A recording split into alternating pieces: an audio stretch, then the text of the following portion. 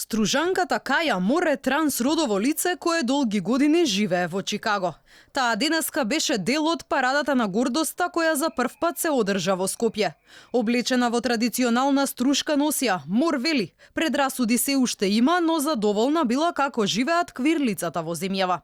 Јас иначе од Чикаго сум, од диаспора, така да од кога дојдов тука, мислам дека сите што ми ме кажано се беше као дека нема многу живот за кои луѓе тука, но кога дојдов видов дека стварно имаше и поради тоа почнав да се бавам со драг тука и почнавме ние нешто во Скопје што мислам дека е одлично.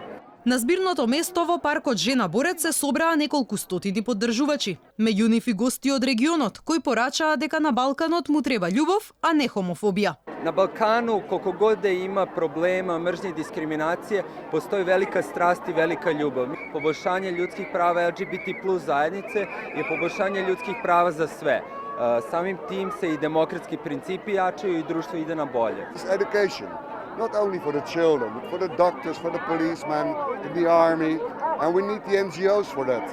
And the third one is visibility. Well, look around. This is the third one, so I'm very proud of you.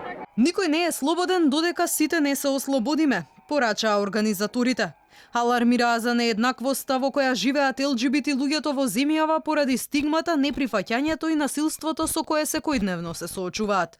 Велат различни мислења секогаш ки има, но ова е голем чекор кон надминување на стереотипите и предрасудите во македонското општество. Ова покажува дека нашето општество сепак созрева и одиме напред.